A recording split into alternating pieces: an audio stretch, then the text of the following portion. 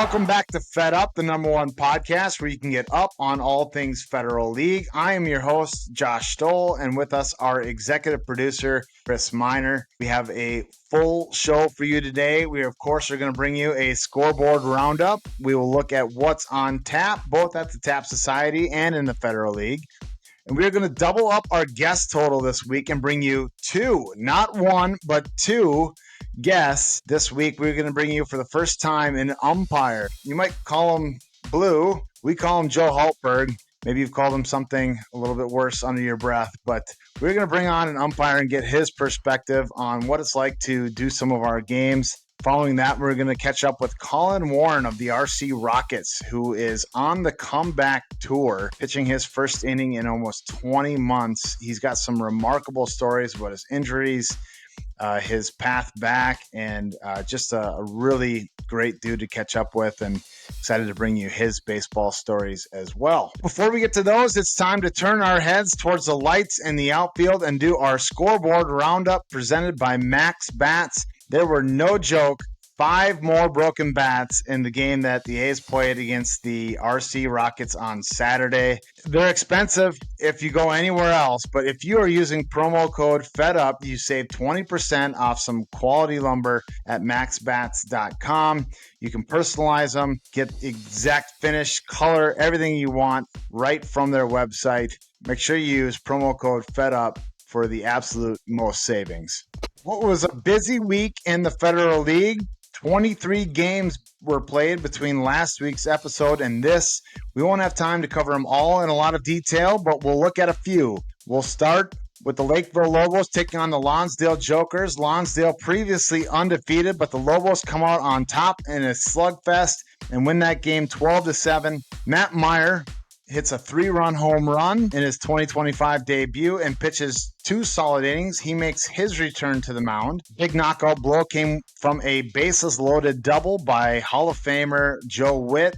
Lobos now 4-1. Lonsdale gives up their pursuit of the 72 Dolphins and drops their first game of the season. They fall to 3-1. Yeah, I mean, that's a nice tilt this early in the season, and familiar faces getting it done again for Lakeville. It's nice to see Mr. Meyer out there on the bump. I mean, because he was one of the must-see things, a couple years ago. So it's good to see him at least back out there and just casually hitting bombs too. So Lakeville getting stronger, it seems. It is a better league when Meyer's out there. I'm super excited to see him back in action, feeling good enough to throw. Is he his normal effective self? I mean, that only the Jokers can tell you right now, but clearly working his way back to dominating form, was in control for the 2 innings he pitched. Didn't allow any runs. Did allow 2 hits in the game, so maybe a little rust to shake off, but so great to see Matt Meyer back in action. A couple of other pitchers making their return to the Federal League. The Apple Valley A's were in action. They played 3 games since our last episode. They lost to the Rosemount Pipers, following that game 9-1. Then they took on the RC Rockets for a pair of games over the weekend. Rockets won the first 8-2-3-4. Riedberger was sharp in that one, but the A's get even on Sunday, winning that game 8-3. Tim Scott back on the mound for the A's. He threw an inning, struck out 3. I can tell you firsthand, he threw really well. Very exciting to have him back, not only on the field contributing, but throwing again. Going to be a big boost for our squad. And another return in that game, Colin Warren, back for the RC Rockets, his first inning in the Federal League since the Hickory tournament, when he had a devastating injury. Whether you know about it or not, you're going to learn more about it, so I don't want to bury the lead here, but really fascinating guy and really easy to root for. Yeah, and also during that conversation, we were fortunate enough to get more into the weeds about the RC Rockets and what's going on there, and Riedberger and how well he's throwing. Personally, I saw him last year, but I don't know if a lot of people have seen him. So it was a really good convo, so looking forward to hearing more of that as we get further down the pod here. The Grays were forced to finally play a full regulation game. They win a game 5-0 over St. Michael. Ben Schroeder goes again for the Grays and was really sharp, got a complete game win, a shutout in the process. Louis. Casey Van Crevelin doubled. Joey Olson scored twice. Matt Johnson, 3 more RBI. I remember he had this kind of tear last year, speaking about Johnson, where he was just racking up the RBI. He is doing that once again. John Model went for the Angels. He was sharp, holding the Grays at bay. He went 6 innings, threw well over 100 pitches, but alas, the Angels couldn't get it done. The Grays off to a hot start. Just talking on pitches there, Mr. Schroeder goes 7 innings, 88 pitches. That's pretty efficient work, especially this early in the season. So nicely done. The Newmarket Northerns took on the Milltown Outlaws. The Outlaws looking for their first left-hand column notch of the year, but they will have to keep looking because Newmarket fought their way to a 5-3 win. Al Weeman threw the complete game for the Northerns. Northerns are for real. Yeah, I mean, I know there was a lot of question marks coming into the season, but it was not surprising. Some more teams in the South in action. The Hastings Hurricanes victorious big over the Northfield Millers. Hurricanes win that game 15-2. Big full box score once again for the Hurricanes. Dave Franson 3 for 3 with 3 runs. Nate Otto, Castillo, Pagel, Bunshu, Andy Otto all had 2 hits each. Bunshu gets the win in that one. He went 5 innings, gave up 5 hits, 2 runs, a walk, and struck out 5. It's a lot of still hurricane season. Oh my gosh, I'm gonna wear that out too. If you first of all, I think Tuckner does a great job of giving his guys the run that they deserve. You know, top performers. That's a lot of work to just call out all those guys. So good for them. They're getting. I mean, we talk about them every week, and it seems like you're dropping a lot of the same names week to week. So I'm sure these are going to be more familiar names across the league as we get further along here. The game that you were a part of. South Metro Saints took on the Vesely Vulcans. Saints still winless on the season as the Vulcans come out on top, and that one 3-1. Scott Angus, sharp again for the Vulcans. He wins his 2nd game of the young season. Colonel Angus played with us all afternoon, it felt like, and we weren't able to get the bats going. I think everyone's just squeezing it a little bit right now, you know, and it is what it is. We got to find a way out of it, but that's neither here nor there. I want to give credit to TK. Terry Knapp just keeps hitting the baseball. TK had another hit, another knock. I think he's got a hit knock in every game this year, and he's by far the only guy that's really doing his part at the plate. The rest of us got to show up and help these guys because Grant threw well, Adam West threw well. So we just got to clean it up. Early season, it sucks, but we're moving on. Vesely, though, tell you what, I've never seen those guys before, never met them. Really good bunch of dudes, and it was just fun to play them on a Sunday afternoon. It was awesome. A couple of teams opening up their season. The Chaska Voyagers took on the Waconia Islanders. Waconia got 2 in the first and 5 in the second, all with 2 outs. Chaska did strike back and win the 4th inning, but 4 errors ultimately did them in as Waconia wins that game, starts their season 1-0. Yeah, it's those 2-out runs, especially early on when you get 2 outs and then you're trying to get that last one and going and get on the sticks, right? And just giving up with 2 outs and then 2 big innings in a row with 2 outs, that's just got to be deflating, and that's hard to come back from mentally.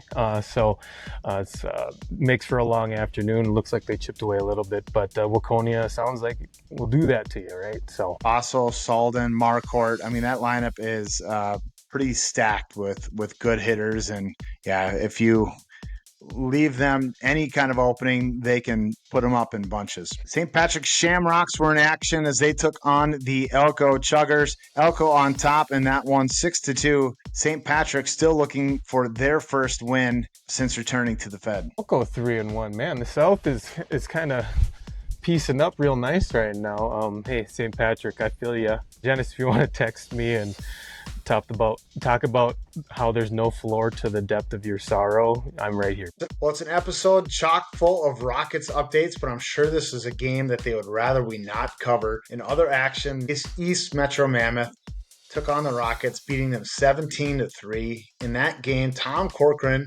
was 4 for 4 with a home run and 3 triples in that game. Casey Johnson adding 3 hits as well. Mammoth big over the Rockets 17-3. Mother Nature notched a couple of wins herself as we had a couple of rainouts for the first time in this season. Loons were rained out, snappers were rained out. We'll have to look for those makeup dates and keep up to date on those. It's always the inevitable part of a season. You know, it's a good thing that our commissioner has the wherewithal and the insight to schedule that week in between the playoffs and the end of the regular season. Hopefully teams will be able to take advantage of that. Yeah, we've had a couple summers ago, it was like no rain, right? So we got them all in pretty quick. And then last year was kind of a mess. But the games are starting to pile up, and that means we are getting closer to our first official Fed Up Power Rankings. Look for those in next week's episode. I have a feeling there's going to be a couple of teams making their very first debut on the top 10. So we've taken in the week that was. Let's look at the week ahead in our next segment, What's on Tap. But first, what's on tap at the Tap Society? Don't forget that Tuesday night is trivia night. So when you're sitting there waiting for Fed Up to drop the next day, you can go in and take in trivia at the Tap Society. Get there early. The place fills up. It's absolutely a blast. Trivia Mafia hosts the trivia night there. While you're there, you can enjoy a gumball head.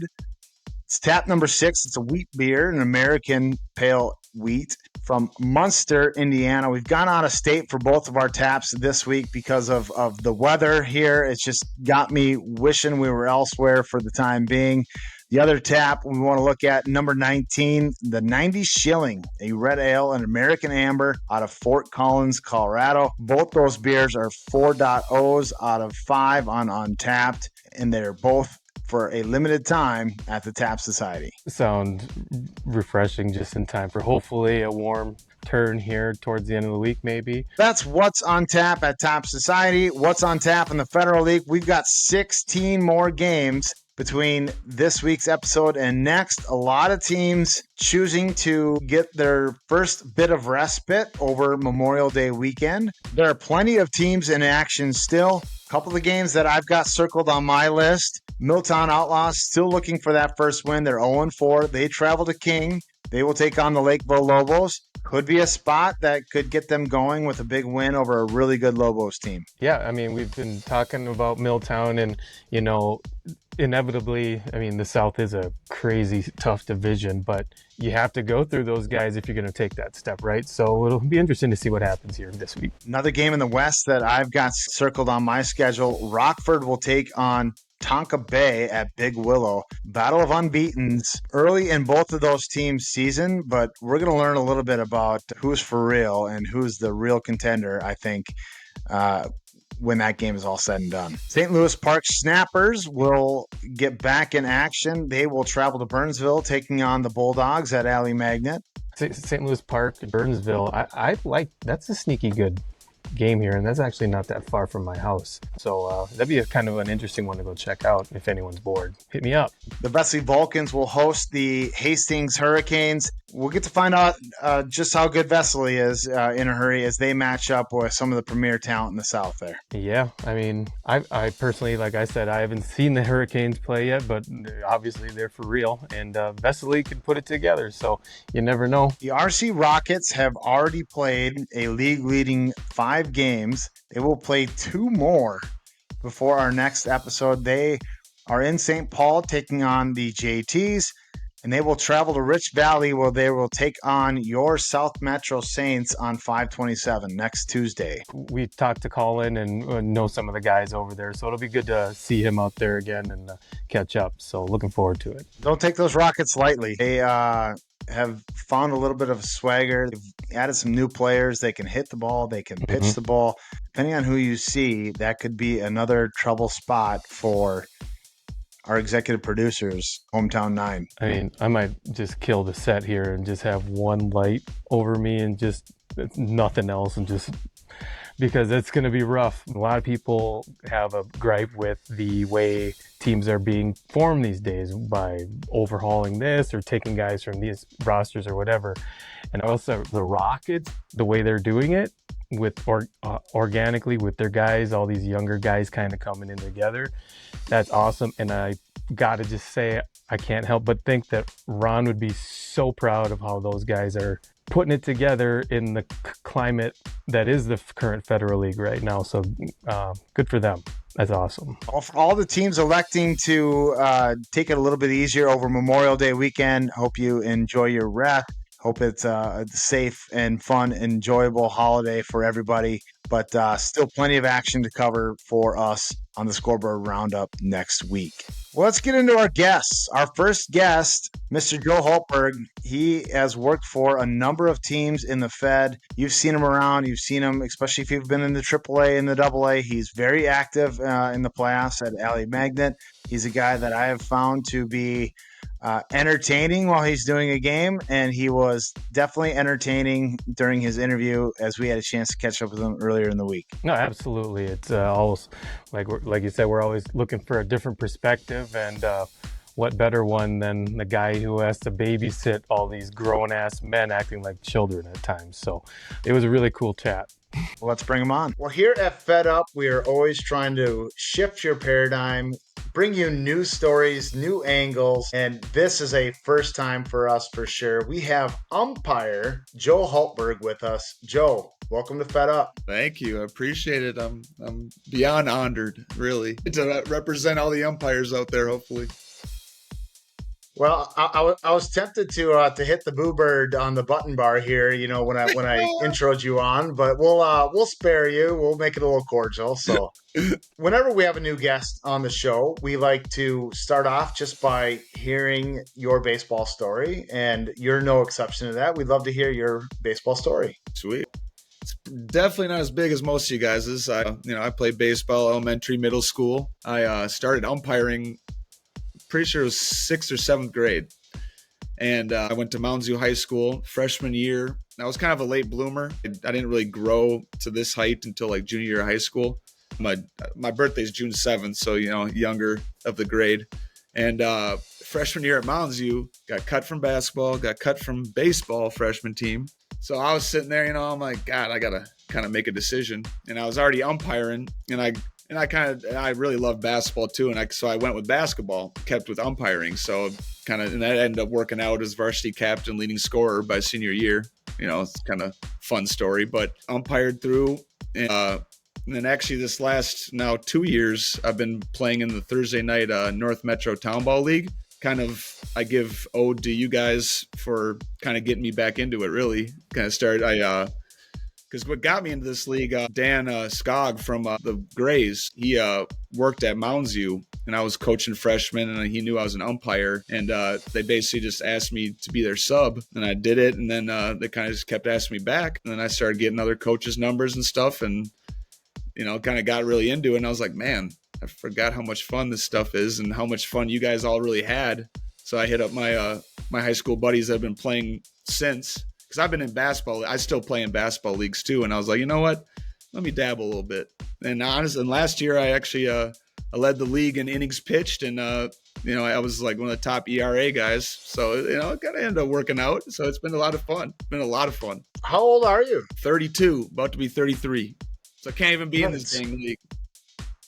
You never stop, do you, Josh? You never stop, do you? You're just always planting seeds. Holy man! Oh no, he's not the only one. I've already been, there's already been chatted. I get asked a little bit here and there. Then they're kind of like, well, I don't want to lose my umpire too, so it's kind of like I don't know how much everybody's going to want me to start. Well, there's precedent for this. I mean, Larry Gessler's on a roster. He does some games. Maybe you'll be the first pick of the 2027 draft. I'm keeping it open, for sure. Because my two buddies I'm with, they're the same age as me, and I think they really want to get into this league too. So it's kind of like we might be a little package deal kind of thing, So, and they're better than me, so they can hit and stuff. I'm kind of just pitcher. I get a little, I do a little Joe. I'm a lefty hitter. I get a little Joe Mauer singles every once in a while, but not nothing crazy. Joe, you've umped plenty of games in this league. You know that you can throw 8 guys up there with toothpicks, but if you have 2 guys that can throw over a 7-inning period, that takes precedence. That's the thing I think I've learned from all the years of umping. I really don't walk many people. I throw a lot of strikes. I just try to get the ball in play, And my team's got good defense in that Thursday league, so it works out well. and I work really fast. That's one of the, I think maybe because I appreciate that when I'm umpiring, I love, and it's just, and I really think no hitter really likes that. So it's like, I get on the mound as quick as I can all the time, speed them up, get that ball in play. Is your defense more engaged too? Oh, 100%. They love that. They love that for sure. I know you've done games for a number of teams in the league. I've seen you up in Minoka. I know you've worked for the Voyagers. I know you've done some games for Red West. Who's been keeping you busy? Who's been keeping you employed? Where will we see you potentially this summer? Yeah, Grays is the number one. They're the ones that got me into the league and kind of got me through it. So I when they send the schedule, they're the first priority kind of. So I got all their home games. And then I got Voyagers and St. Michael's games. And then I've already I did a Cannons game on Saturday, and I got to text Chris back and get the rest of the games that he sent me. And then Larry just called me the other day, and I got to answer him back. So I'll get some of his games. Tupper hasn't hit me back up, so maybe that's a sign, but who knows? I don't know. Well, for those who have had you, I feel like you've earned a reputation for having a little bit of a smaller, tighter strike zone. I find it to be consistent, so I'm okay with that because it's the same for both teams. But is that something you kind of go in with a mentality of what the zone's going to look like, or is it just something you've grown to kind of see and you just call them as you see them? I think it comes maybe to the fact, like I told earlier, how hitting is not even really my strength with that. And it's like hitting's hard, and it's like when you got some of these pitchers, man, the way they throw, the speed and the spin, it's like you can't give them all this extra leeway. It's like, then it's always like, what can you do? You know what I mean? So I've also found in a way, like if you extending the zone, it's like, that's hard as hell to keep consistent. If you like, I just try, it's kind of just been one of those things where it's just kind of just always been that kind of way. I set myself up at that top left of the zone, where right or left side, and it's kind of, I try to just make it as fair as possible. With the slower pitchers, they might get a little extra sometimes. It's like when I know those hitters can get to those a little bit easier, but at the end of the day, hitting's the hardest thing in baseball for sure. You got to throw strikes, man. Right? You mentioned you've done a lot of freshman games. What are the differences between mentally going into a Federal League game versus one where it's a bunch of freshmen, maybe just learning, maybe still filling out? Right. I mean, I think the funniest thing is, like, you're going to get a lot of people that just, even like parents and stuff, that just really don't know the game. Like actually in today's game, my last freshman game of the year, there was a foul tip as a kid was stealing, and there was people like confused about what was going on. And I'm like, it's in play, guys. Foul tip is still you just got to throw it down if you're going to get them, and little things like that. I get I try to be a little bit wider for those guys, but also, I mean, they say that I'm definitely one of the smaller strike zones for those guys too, and I really try to do that, but at the end of the day, it's like those guys are, they're going to learn sooner or later. They're going to get to those strike zones. That's what they're working towards. And it kind of goes off of the game too. If the two pitchers start off, they're whipping it in there, I'm not going to stretch it out when those, some of those, because some freshman pitchers just dominate. One of the kids today for Woodbury, he had a nasty curveball. I mean, the curveball would play in Federal League, so it's like, you kind of got to just, you got to go with the flow of the game in a way, that's kind of what I kind of try to soak it, hopefully things are kind of even with most of the stuff, but you kind of got to just let it kind of happen in a way, I guess. Got to be pitchers that are more difficult to umpire than others, right? Who in your experience has tested you, stretched your limits in terms of calling balls and strikes? I remember my first year in the league when I was in the tournament, I forget the guy's name. He played in like AAA, had a cup of coffee or something. Meyer? No, not Meyer too. That dude, yeah, he's tough too, because he tries to hit knees all the time. To me, I think the low strikes are the hardest. They've all, that's especially just, that the little, some of the guys have little dips in their pitches, all the little different movements and stuff. Like it just could be really hard with those kind of things. Guys like Jack Nelson from the Grays, he whips it in there. He's, they're trying to just paint corners, hit corners all the time. And I'm stingy on the corners, man. If you're trying to hit the corners, you got to hit the corners. Like I kind of look at, my strike zone in a way. It's like you'll get a little bit if you're in the, it's kind of almost like a diamond in a way. Like it'll get stretched out maybe a little bit if you're right in the middle there, but you're trying to go up in the corners. I'm not going to give you as much, on the each side kind of thing. But yeah, God, I forget the guy's name. He was throwing like high 80s. He'd sometimes come in sidearm. He's kind of a bigger guy.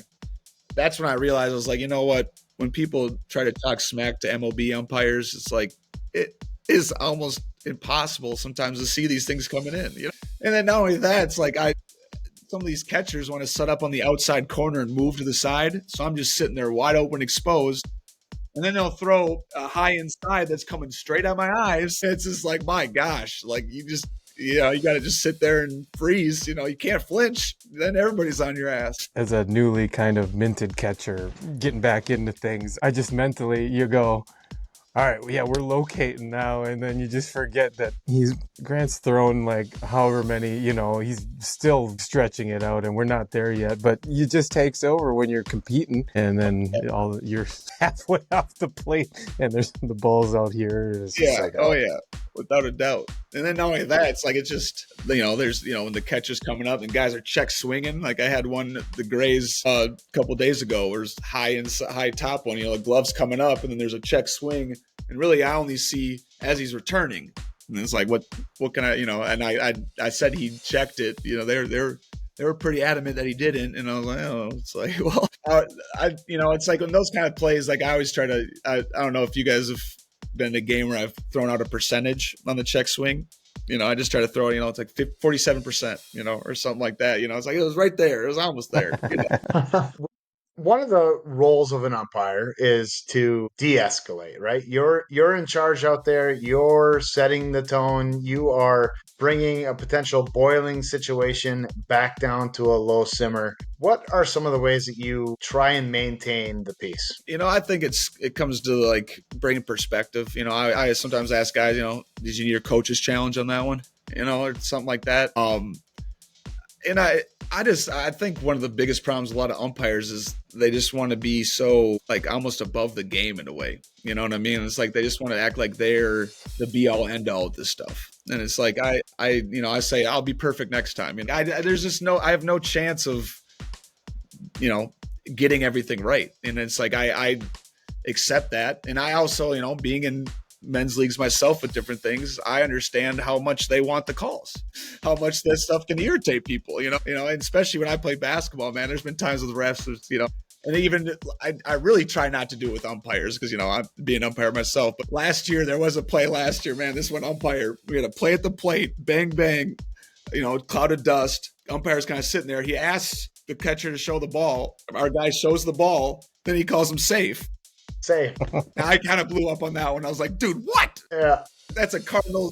You just literally gave it to the answer, then you switched it. You know what I mean? Like, what? Yeah. Oh my God, but like a couple of years ago, I did the Leauge and those guys hosted at Castle Field, the World Series. One of the teams from the other league, I forget, I kind of got into it with one of the guys. I forget what and I kind of snapped back at him. And the guy came up to one of the pitchers. The other guy came up to me and he's like, hey, man, all of us, we're all assholes. He's like, don't be an asshole too. And I was like, damn, that kind of hit home a little bit. I was like, you know what? You're right. Like, I don't have any reason to take it personal or take it anything like that. You know what I mean? And it's like you said, I'm representing baseball. I love that. Honestly, it's always crazy to me how I'm getting paid to, watch baseball, really. So I think when it comes to that, like I just never really try to match their energy, and I try to explain what I saw. And it's like, if you can't live with that, then it is what it is. I've still never had to throw anybody out my whole career of umping. It's kind of a badge of honor. I feel like at this point, maybe there's been times like I probably could have, but it's like, there's no matter what, if there's any that type of situation, there's always teammates or other people there that agree with you, and they'll even tell you that they were wrong or they were this. And it's like, you just kind of just let it kind of go. We'll say that is a characteristic of yours that I do truly admire and respect, is your ability to have a conversation about it. And, you do it in such a calm, manner. Well, this is what I saw. This is my explanation. You can take it or leave it. And there's even an element of, there's a chance maybe I did have it wrong, right? But this is what I saw. This is what I called. You do it definitively. You do it. You're very much in control of the situation, and you have a way of doing it that checks you as a manager. That just makes you say, all right, the guy's human. I saw it this way. He saw it that way. He made his call, but he's talking me back from that ledge, and and bringing, just like I described, that boil down to at least a simmer for the time. Yeah, being. And I a lot of that props comes to my dad. He was coaching me in basketball and baseball, and not one time did he raise a voice at a ref or an umpire. He had so much. That's kind of why I stuck with basketball. He's 6'4". I knew I was going to grow a little bit. My mom's 5'4", so I didn't quite get to him, but it is what it is. But like, it's just the respect for it all, and not only that, like, I'm the youngest on the field there. All you guys have played way more baseball than me. Y'all definitely know how to call the game. So it's like, I can't act like you guys don't know what you're talking about. And that's kind of why I love it too. It's like, I've gotten a lot of compliments this league from guys, and that kind of motivates me even more to like continue to go there and care. You know what I mean? It's like that. Like I don't know more than any of you guys. You know what I mean? We all know baseball. We all can see the same damn play. It's like I'm just there for a different role than everybody else in a way. And then at the end of the day, like obviously over time, like I feel like I've gotten good at knowing the right, making the right calls for the most part. If you had a trigger, if you do get into that situation where it's warranting your first ejection in your umpiring career, what do you feel like that trigger is? Is it swearing? Is it chirping from the dugout? Is it being out and irate on the field? Like, what for you is more of a faux pas than another? Yeah, Like you're even saying how like what you see out of me in situations, like I guess if someone couldn't take that and then continuously, and it's like it's cussing, I don't care. I mean, I cuss a lot. That is what it is. But I guess you get to a disrespectful stuff. I get to a certain. It's hard for me to see that even ever happening, really. And at this point, like I feel like I've shown who I am and stuff like that. You're not gonna get me to. Especially like I said, after that a couple of years ago, and he's like, "Don't be an asshole like us." That was like what I'll never forget that, really. I was like, "You're right. I didn't have to be an asshole," because I said some kind of, because they were losing, and I said some kind of slick comment about their errors or some kind of thing like that. It's like I didn't have to do that. I got to like, and at the end of the day, it's like I know how much I like winning. And it's like I haven't, like, especially like talking with other people over, there's been situations, that big situation last year in the tournament, that a lot of people talk about, and just different things like that. Like there's enough people that have my back and, tell me, I did the right things. It's like, why would I care in the moment? I have too many compliments in the bank to like take anything to heart when someone's hating on me, I don't know. I guess that's kind of where it's at now. Like I've had Ron, the dude who passed away that used to do the tournament, the compliments he gave me and talked with me and different things like that, just, real elders of the game, real different things, like in the respect I've gotten from some of those. Like I know that person's out of character and they're kind of just embarrassing themselves, and I'll just let them embarrass themselves. And usually, like, there's been multiple games where players from the other team, they'll have my back, or different things like that. Like, so it's like, I don't know. I just can't even imagine something happening where I have to throw someone out in this league, unless they're coming at me with a bat or something. Oh, well, let's hope that doesn't happen. Right, but I don't know, knock on wood, right? I just try not to go in with any judgments of people. Like I mean, I get why some people are annoyed with other people in different teams, and different things like that. Just some things people do are just funny. And I guess that's where I always kind of go with it. Like, even if they are annoying, or to me, it's just a funny story. They're just guys that I can laugh. Like, I just laugh about it a little bit. Like, that's how you want to act. Like, this is what you're doing. You know what I mean? Like, it never could be that serious for me in that kind of way. Well, it gives you a story, and then it gives our guys stories to talk about in the summertime when we're in the lobby. Like, remember that time you did, like, you look like an idiot, and he's like, and so it's like it's full circle for no, 100%. Like, it's just at the end of the day, it's just all fun, you know. Like I don't know, I work with a lot of inner city kids and the different things that goes on in their lives and the things that I see from them all the time. It's like this is just fun. This is just cool. Like there's never something that I ever going to be stressed about in this league.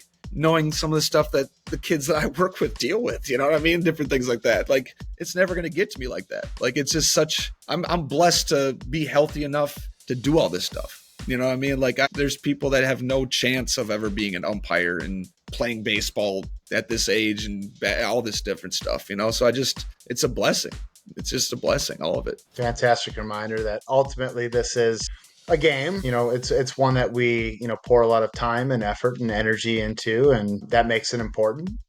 I mean, that being said, though, it's way better winning. So I get it. You know, it's like, it's just one of those things. It's in between the lines, right? Like caring about winning and going beyond that, you know, it's just, you got a fuzzy little bow on this. I will cross out, say mean personal things. I had a list of things to get tossed, and I was going to do it, but Josh made this too feel good for me, so. Waiting. I love hearing the chirping. Honestly, you know, especially when I develop relationships with teams, like, I like the chirping. It's fun, you know what I mean? Like the Grays, they try to chirp with me all the time, and it's like I chirp with the right, you know, it's because it's just the respect with that different stuff, you know? And you can ask any of those great, like, it's funny because like I do all their home games, but they'll even say like I'm sometimes harder on them than the other team because the last thing I want is to look like I'm favoring anybody. It's no win regardless. That's one of the things like I really try to do. Even if a guy is annoying on the, you know, if I rung them up and they're bitching or doing something like that, I try not to let it affect the next time. You know what I mean? Sure. I can't say over the times it hasn't, you know, if it's, you know, the small little millimeter here and there, but you know, it's like you're human. Yeah, I'm human, right? You know, it's like it just cracks me up that it's like I don't understand people like that really. Where are you thinking you're getting an advantage the rest of the game if that's how you're going to act right away? Yeah, no kidding. It blows my mind. Like what? That's why it's like, why would you not try to be nice to the umpire? It's like, what are you gaining from that kind of stuff? It's wild to me. More flies with honey than vinegar, right? Right. Well, Joe, I can't thank you enough for coming on. His name's Joe Hultberg. We're going to put his number at the bottom here so that you guys can potentially reach out and hire Joe. He's always looking for more games. I will attest to Joe's ability. One of the other hats I wear for this league is hiring the umpires in the postseason, and I never have anything but absolute confidence that Joe Hultberg is going to call a great game whenever I put his name on a game. So feel free to reach out to him, hire him. Chances are you'll see him out at Federal League ballparks all season. You'll see him in the postseason for sure. And just can't thank you enough for coming on and sharing your perspective. Man, this was a lot of fun. Anytime, man, for real. It's a lot of fun. I love that you guys are doing this. I mean, it's just dope. Everything about it is dope. You know, it's like I couldn't believe when I looked up the website you guys have. Like, it's just the Twitter. I was just like, this is, you know, it's like not just a men's league. This is a little bit more than that. You know what I mean? It's like they take it serious, man. Oh, and in a couple of years, you might be calling it your home too. Right. You never know. Looking forward to that. You might as well just said, you might as well be calling Apple Valley home too. Duh. That's it. You're out of here. I'll kick him out for you, Joe. He's ejected. Right on. No, buddy, great to catch up with you again. Look forward to seeing you at the ballpark this summer. Without a doubt, I appreciate you guys. Well, there you have it from a guy who calls them as he sees them. A unique perspective from Joe Hultberg. I can't imagine being in his shoes, you know, with the personalities and the level of competitiveness that is in our league. He's got a full-time task on his hands there, but does a great job with it. Yeah, especially given the level that some of the guys in this league have played at and the level of umpiring they might be used to. That's a lot of pressure for a guy, especially a one-man crew, right? I don't know if you saw me taking notes during that. I had half a dozen more questions. We could have went on and on about with questions for him. So it was a good first chat with him. Maybe we'll get him on some other time down the road if we run into a rules issue or something, you know? Yeah, he can be our own Gene Serator, right? When we need to get some clarification on some league rules controversy or something on gameplay. But yeah, enjoyable time with Joe. Our next guest is RC Rockets ace Colin Warren, and having a chance to meet him for the first time on Sunday was really fun. He is just a down-to-earth guy that is absolutely just in love with this game. I had a great time with his interview. What'd you think? I knew going into it because I've had a chance to talk to him plenty of times, and the reason why I've talked to him is not because I'm very friendly and forward, is because he's very friendly. Like the very first time he came up right away, he's like, "Are you the guy that makes the Twitter things or whatever?" And then we just hit it off from there. So I knew what to expect, and it delivered. I mean, he always seems to, whether if he's on the mound or at the plate or just hanging out with him after a game. He's a really good dude to talk to, and it goes the same for like the other guys on that squad. And if you don't know the story of his injury, you are not going to want to miss this interview. Hope you enjoy it. Well, we mentioned at the onset of the show a couple of candidates for Comeback Player of the Year, and we are lucky enough to be joined by one of them, Colin Warren of the RC Rockets. Colin, welcome to Fed Up. Thank you. Thanks for having me on. Yeah, I see you're sporting the RC chain. Is that some new swag this year? It is. Yeah, our managers, Brett and Ricky had come up with this as a chain for the standout player of the game, which the standout player for the game of the Rockets has a little bit different definition. You don't necessarily have to have had a good game, but maybe if you just had the best chirp in the dugout or whatever it might be, whatever contributed to positive team vibes, you can win the Rockets chain. So I was happy to bring it home yesterday. Well, and for good reason. Obviously, making your return to the mound in nearly 20 months. We're going to get into a little bit of what led up to that, but first, why don't you tell us your baseball story? Yeah, I was thinking about this today, and it's one of those things where I don't even know where it starts. It was something that I had an older brother and a dad who played baseball, and so I grew up in eastern Missouri, where you cannot especially when I was growing up, the gravitational pull of the St. Louis Cardinals is too strong for any young boy to escape. So it was just all baseball all the time. And I was a 9-year-old during the Sosa McGuire home run chase. And then, I'm a 12-year-old when Albert Pujols comes along and there's that run of incredible Cardinals teams. And it was just my whole life. It was all we cared about. It was all we did. And all my fondest memories growing up are going to a little baseball field at an elementary school close by, and my dad, my dad was a framing carpenter. He worked all day in the St. Louis heat, and we had a 5-gallon bucket of balls, and he would just throw us 10 rounds of those after he got off work, and me and my brother would just try to hit the ball and go shag in the outfield, and they're the best memories of my life. I cherish them, and baseball, it is such a father and son sport, and so it was just from there. And I think also being a younger brother, I had to keep up with my big brother, so I was always trying to do everything with the older guys, and ended up being better at baseball than most of them, which was fun as I got older. But then just continue to play throughout high school. I think probably at that point realized, okay, I probably should go to college. I'm not going to go pro in this thing, but I'm having a good time, and ended up getting to play college baseball at a small school, William Jewell College in Liberty, Missouri, where I pitched. I was a pitcher only there and had a lot of fun, And then from there, it's just okay, I guess now that's over. I guess that part of my life is over. And I didn't play for a long time until we moved from Missouri to Minneapolis. And I don't know how if a lot of people I'm sure are not from here, but if you're from here, maybe you don't realize the baseball culture in the Twin Cities. When I lived in Kansas City, I couldn't really find a men's baseball team to play on. It was all just softball, and I wanted to play baseball because I wanted to pitch. And so moving up here was such a serendipitous thing for a guy that wanted to play ball. Just go it's everywhere. There's old guys everywhere playing baseball, and now I am one of those old guys. Well, tell us how you found the Rockets. How'd you find the Federal League, and how'd you get paired up with, at the time, the Richfield Rockets? Yeah, geography was the main thing. So I can walk to their home park. That helped a lot. But really what happened was my wife worked at a small college in Bloomington. The The dean of students there was a transplant from California, and he had played baseball in California. And she said, like, oh, my husband plays baseball. I'm sure he could find a team. And I literally just was using an internet search engine and trying to find like where, hey, no free ads. We're trying to find where we could play some ball. And I was like, oh, they play at Pearl Park. That's where I live. At the time, we lived in the park. No, our house is close by.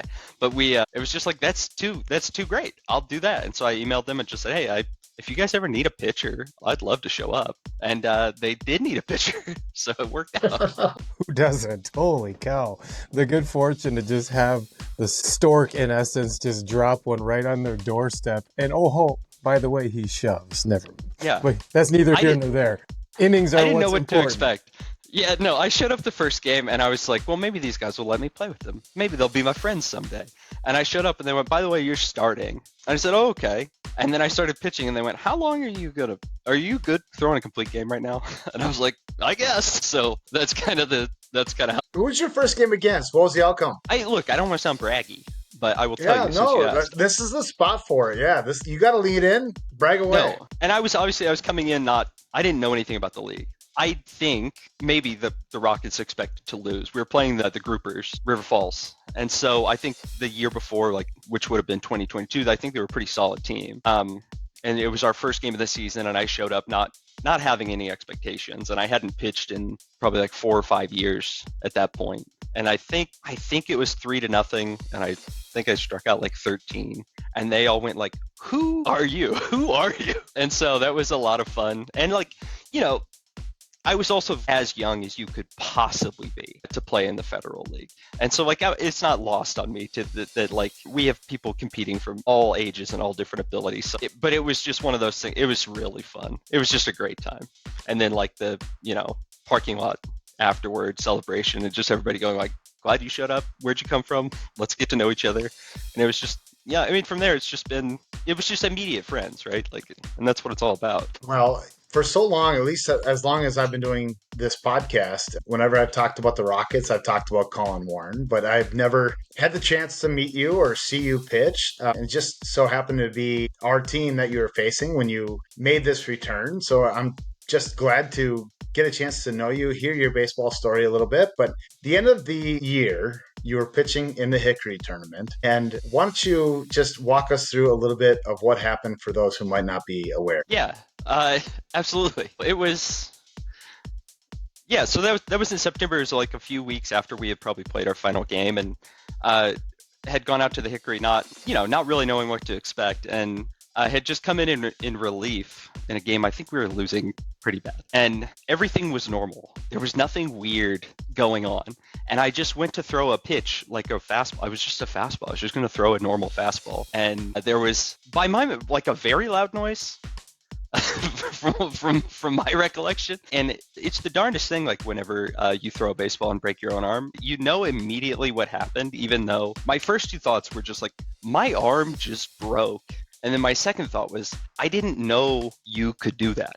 I didn't know that was a thing that could happen to people. I didn't know that it doesn't seem like a thing that should happen.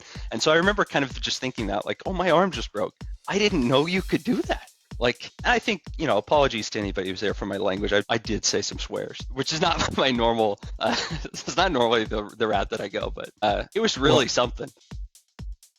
It was. When you're speaking about how loud it was, I happened to be just rolling in there, getting a street taco across the way from the third base dugout, and we saw he was throwing, and we're like, and we looked at the scoreboard, and we were surprised he was on the mound, to be honest. But then we were like, well, it's Hickory. Nobody gives a, whatever. Everyone's just piecing it together anyway, so nobody really thought anything of it. But we thought it was a foul tip. And then you heard him yell, and just initially, right? You would let out a yell, and we're like, "What in the world?" And so it was a freak thing, and it was never seen or heard anything like that before. But it was a pretty wild scene there for about an hour there, though. I mean, what goes through your head? I mean, so to be honest, I know you had. I mean, you're sitting there at the tail end of the year, right? And to my knowledge, I believe you had a busy winter ahead of you to begin with.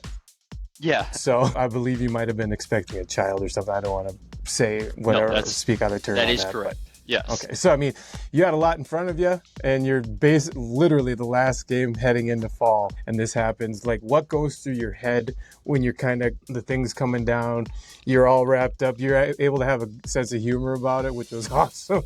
But what goes through your head as the things die down and you're starting to process things a little bit? Like I said, the first thought that I had was like, I didn't know that could happen. And then immediately, like, I'm fortunate that the Rockets are a team of medical professionals. Like, we have a guy that plays for us named Craig that he does rehab for like orthopedics.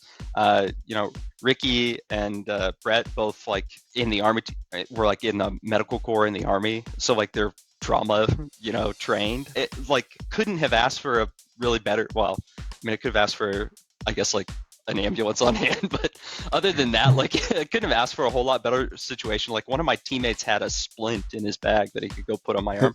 Although I do like to tell people this part that, so like I stood up from the mound. I think Joe Hain lifted me up like a little baby because he's a big, strong guy. So he like scooped me up and stood me up and my arm was like a zigzag. And Craig came up to the mound and he went, "I've never seen anything like that. You must have bone cancer." And I was like, "Thank you for the bone cancer diagnosis, Craig. I love that we're getting that out there right now.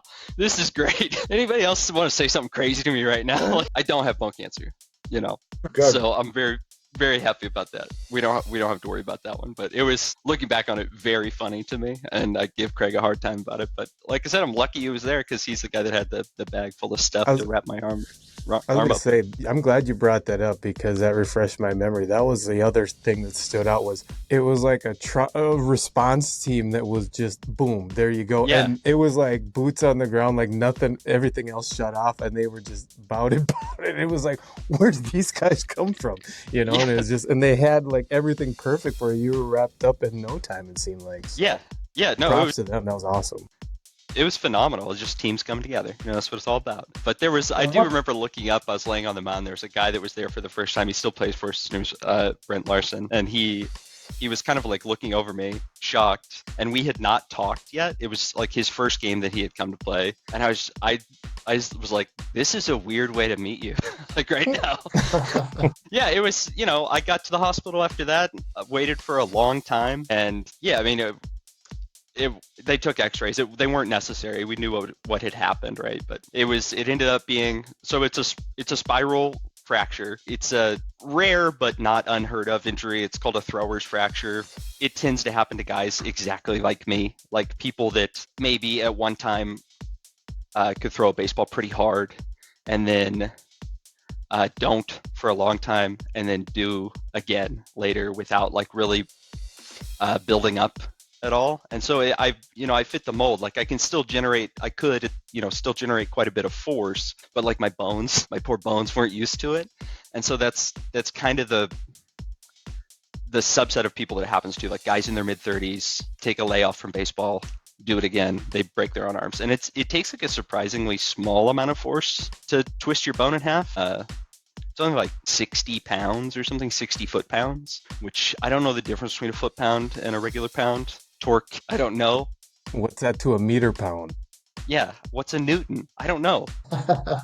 And so that's really, it takes less than you think. And so now I do feel like I'm sort of like a spooky ghost story to be like, it could happen to you. It could be. And I don't even think I'm the only person in the Federal League that's had this injury. Mark, right? Yeah, on the Grays, had the same thing. VR. And I know that I did not have surgery.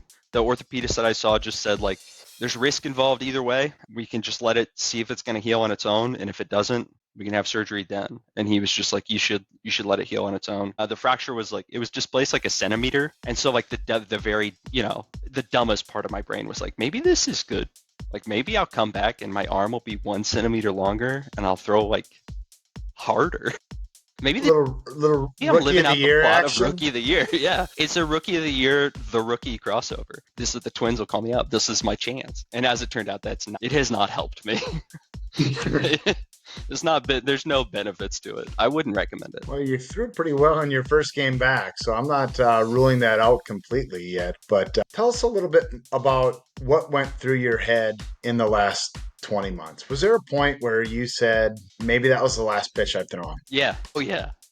Yeah, for the longest time, I kind of thought, well, that's the end of that. If the good Lord wanted me to keep playing baseball, this wouldn't happen. And I have 2 little kids, and as Chris had alluded to, I was expecting a daughter at the time, and like my arm just barely got knitted together right before she was born, so I could take the brace off and like hold her like normal. And they were like, you can't do any weight bearing, but like a 6-pound baby's okay. And so like that all worked out really beautifully. But I just thought, like, I got these little kids. What if I get hurt again? What if I forgot how to play baseball? Like there were just like I kind of thought like, yeah, you have a family, and it's just like, why would I risk it anymore? But then as everything starts to get better and feel better, and like, my friends are out there doing it, and I'm getting the updates, I'll go to a few of the games. Like I said, it goes all the way back. It's just been like a lifelong thing where, man, it's hard to imagine not doing it. And I personally, like, this is getting pretty sappy pretty fast, but I like myself better when I'm playing baseball. Like it's a lot of fun for me. And like, there's a side of me when I'm on the field that it's hard to get when I'm like working for an insurance company, every day. So like, it's one of and like the friends that I've made, and it was just like, well, maybe I'll just go and play like a really subpar right field and just see how that goes. Maybe I'll drop a few out there. Huh? and yeah.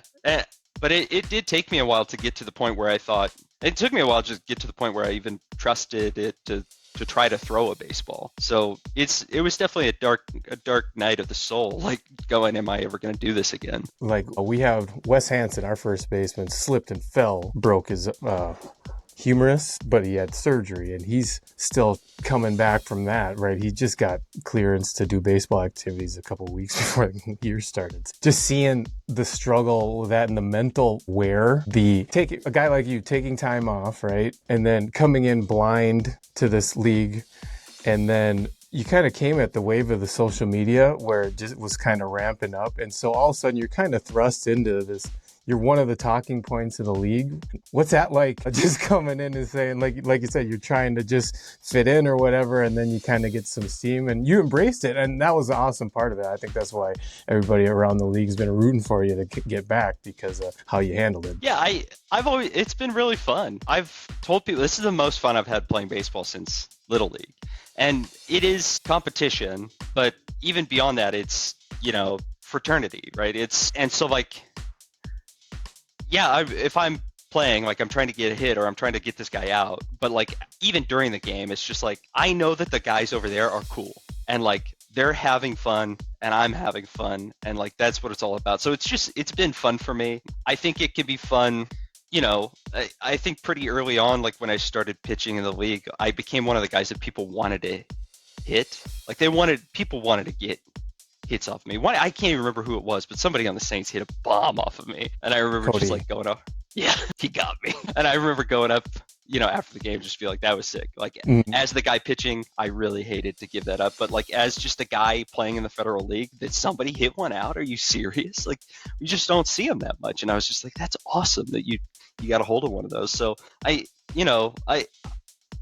fun. It's fun getting to talk to people. It's fun that part of the reason why I think people talk about it is because I am the guy who broke his arm throwing a pitch, and so there's that sort of novelty to it. But it's all just been like, it's a blast, and I always like whenever we get the chance to sort of chat after games and hang out in the parking lots. Well, the 2 things that endeared me the most to you and your story were, first, that you were such a bright spot for the Rockets, who were dealing with the recent loss of Ron Catone, their franchise's founder, and you came along seemingly this 35-year-old ace that just drops into your lap, almost never, but just a real boost for that group. But then the second part was when you, as Laura would have it, when you stood up after you broke your arm, you said, I can go left-handed. It was something along that line. Right. And that was the line that really made me a big Colin Warren fan. Yeah. There were, there were times where I thought maybe I could go left-handed.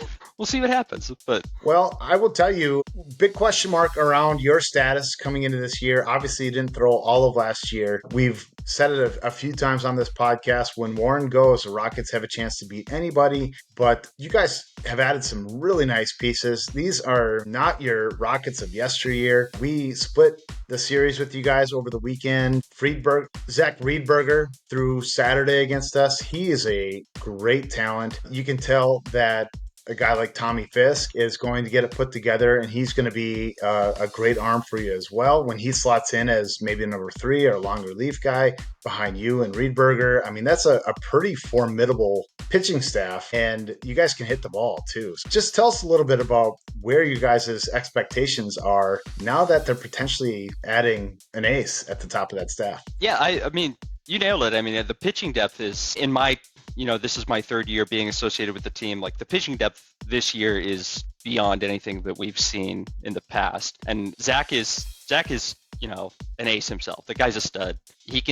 I think he can strike anybody out at any point, and he's kind of a wizard. Like when I've gone to games, he gets into jams and then he works out of jams. Like it's incredible to watch, and he's an absolute maniac. But yeah, and Tommy's a guy that hasn't pitched since high school, and I think he threw yesterday, and you could see like as the game went on, he was kind of finding it, and he was hitting spots better, and he was throwing some breaking balls for strikes, and it was like, okay, he's going to be good. And then we have like Matt Hassler that has pitched for us for a few years. That's also like when he's on, he can get anybody out. And then even other guys that are available for relief that come, Rodney Henson and, Kirk Johnson, like all kinds of guys that can throw some innings for us. And like that pitching depth the first year, like it wasn't there in the way that it is now. And then there's just been kind of a youth movement. I don't really know who's been behind all the recruiting, but we've had a lot of guys. We've had a few guys that have said, hey, I'm not going to come to as many games this year. And like that sort of the group of guys I think that played with Ron are starting to, age out of it. And there's been a lot of younger guys that have come in. And as you mentioned, some of those guys can hit, that's half the battle. So it's been really fun. I don't know how much I'm going to factor into the pitching staff. I'd love to continue to build it up and see how it feels and see where it goes and hopefully contribute in that way. But I think the Rockets we're here to compete.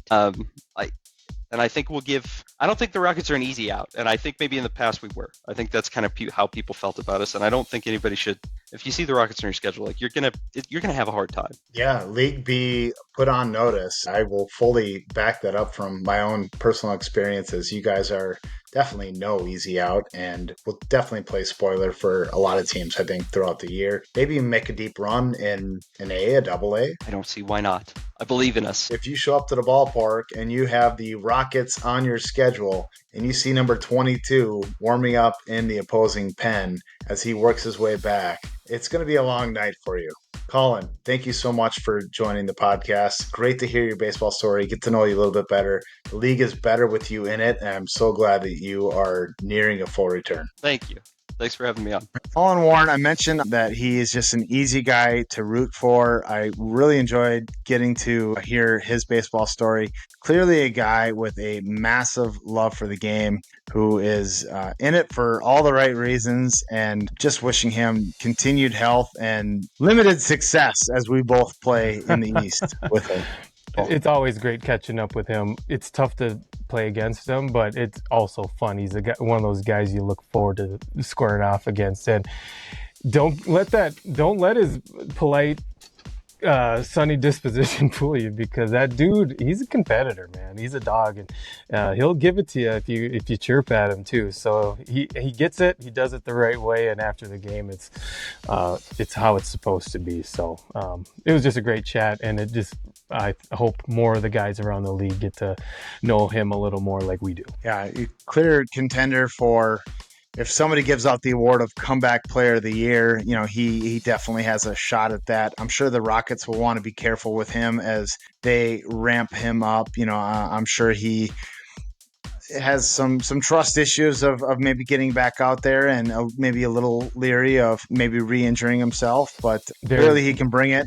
Right. Well, but if he does have issues or questions, you've touched on it. You and I have talked about it before. There's enough guys out there around the same time frame that are coming back from some kind of catastrophic injury. So there's a support group out there potentially. If you keep in touch. So happy to see that he's kind of back to zero and he's been able to take on all the new responsibilities of being a father and all that while he's been able to recoup. So good is an awesome story. Yeah, and timely to have him on now with other guys like Matt Meyer and Tim Scott, coming back into the fold. I mean, you're talking about easily 3 of the top 10 pitchers in the league, and if those guys are going, then it can clearly shift the landscape in terms of the competitive balance of the league. 100%. Well, that is all the time that we have for this edition of Fed Up. Have a great Memorial Day holiday. We will see you next Wednesday for our next episode. Until then, stay fed. High fly ball into right field. She is gone. Talking baseball. Willie, Mickey, and the Duke. Welcome to Fed Up.